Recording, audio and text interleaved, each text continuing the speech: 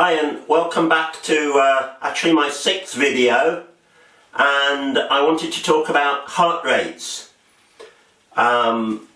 Since we can buy all these toys that we can use on these roller machines, and they're fun to play with, they're fun to see what they can do and the information they give you and how you can use them to help you know what you're doing. So, as far as toys and sensors goes on the setup I have the Elite Orion Digital Smart Plus rollers, and they come with a speed and a power sensor. I bought from Garmin this speed and cadence sensors, 2 separate sensors, and one tells you the speed of the bike, but that's already given to me by the rollers. And then the cadence, how fast I'm pedalling. The other thing I got recently was this, the Polar OH1 Plus heart rate monitor, which is a sensor a bit like this, and you press a small button which turns it on, and I don't know if you can see that, but you get a greenish light. You place this halfway up your arm, and it measures your heart rate and feeds the information into a computer. You can get the ones incorporated into watch wrist straps, and supposedly they're not as good as these ones, or you can get the ones which go around your chest and they're supposed to be better, but often people, at least on the YouTube videos, complain that they feel a little restrictive. So, it's a heart rate sensor I want to talk about today. Now, let's start cycling a bit and we can move on. There we go. Now, there's a lot of information on the internet, but often when you come to search for something, nothing's really what you want, and I felt that very much with the heart rate and cycling. I do have to say, there's a fantastic video about, what's it called? It's called Essential Information for Cyclists, How Safe Is Your Heart? And it's by the Global Cycling Network. And I'll put a link to that on the screen so you can click to that video. Excellent, it's an interview with a sports doctor and tells you much what you need to know and what you should look out for. So I did a series of experiments on the bike and on the rollers. And I set the rollers to a level 3 resistance, which isn't very much, and then I kept them at that and did 5 minutes at a moderate cadence of 80 per minute, 5 minutes at a very slow cadence of 45 per minute, and 5 minutes at a very fast cadence, 95 per minute. More or less what I would like to cycle at when I'm on the road, 80 per minute. What's the slowest I could do on the rollers without falling off, and pretty much what's the fastest I could do. So this came up with 3 bits of information. Cadence, which is on the graph I'll show you, which just tells you how fast you're cycling, how much your feet are turning the pedals around. After cadence, there was power. Power is how much effort it is, and you can vary that by altering the gears. And you see, pretty much the faster cadence gives you higher power, but if you, or rather the faster cadence means you need more power. But if you look at the 2 5-minute sessions at 95 cadence, you'll see that the power output is very different. The second one has a much higher power output. It was much harder to do, and that's because I was in a higher gear on the bike. Now, as far as heart rate goes, you see on the graphs, and it's the, this is a black and white plot, heart rate is the red line. So you can see that it starts off very slow, resting. So I was sitting on a chair, had the monitor on all linked up to the computer, and my heartbeat was 50 per minute when I was doing absolutely nothing. I got on the bike, cycled normally, and the heart rate finished at 125 beats per minute after 5 minutes. I then did the very easy, slow cycling, and it dropped. I then did 5 minutes at 95 cadence in a higher gear, and my heart rate went up to 145.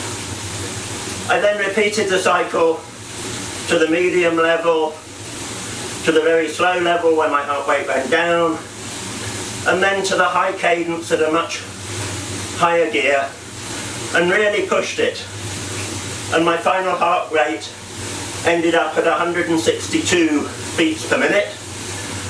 I then got off the bike, sat down quietly, did absolutely nothing, and just stayed still for 10 minutes, and you can see the red line comes down fairly quickly.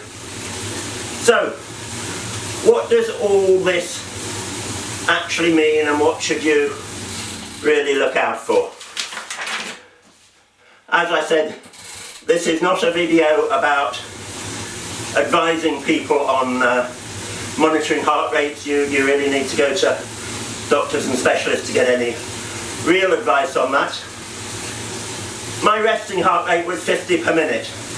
I was actually quite concerned that was way too slow. The internet says it's somewhere between 60 and 90, 100 per minute at rest. Mine was below that. And I'm not super young or super fit, so a bit surprised at that. My maximum heart rate, well, I got to 162 on the exercise, but you can go on the web and get various formulae for calculating what your maximum heart rate should be during peak exercise. And there's several different ways, but the first approximation is your age minus 220. So for me, I'm 62 years old. That puts my my maximum heart rate at 158 beats per minute. And it generally recommends that you should train to 85% of that as a peak, and that puts me at 134 beats per minute.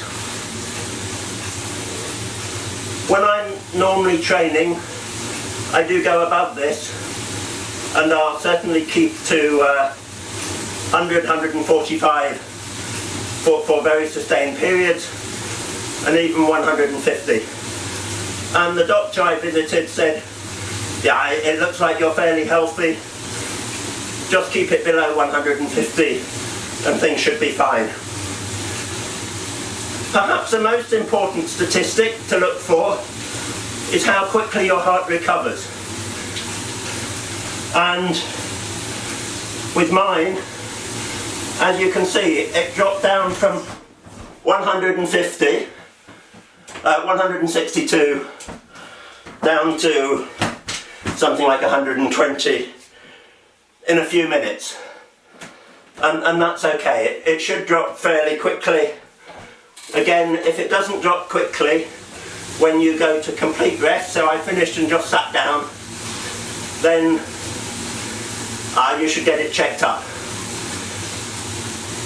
Now, my doctor's advice, although he looked at the chart that you're seeing now, and he said this is all absolutely normal, but he still recommended that I went for a checkup for ECG, electrocardiogram, with a sports doctor, and to do it under exercise or stress, and they have some machine they put you on and monitor the heart during exercise.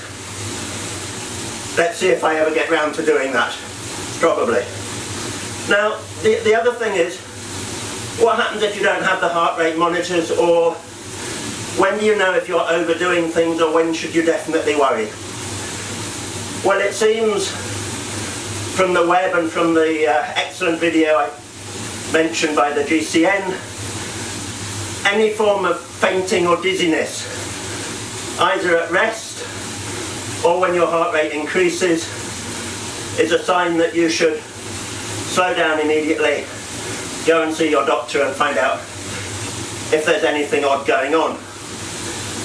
Any chest pains, especially when the heart starts going faster, any feeling of odd beats, all that sort of thing, anything unusual, yeah, you should get it checked out. Now, that's all well, but you're out on the road and you're cycling and this and that. How do you know when you're overdoing it? I asked a few people, and basically they said, if you can feel your heart's going thump, thump, thump, thump within your chest, and you're breathing so hard that you're really running out of air, you're really not able to sustain that effort, then you're doing way too much exercise, way too hard, and drop down. If it's at the end of a race, okay, maybe you get away with it, but certainly not early on during a cycle ride. You should never be in a state where you feel the heart thumping away and you're so out of breath that you just can't catch up. That's definitely bad if you're just trying to be a sort of normal cyclist.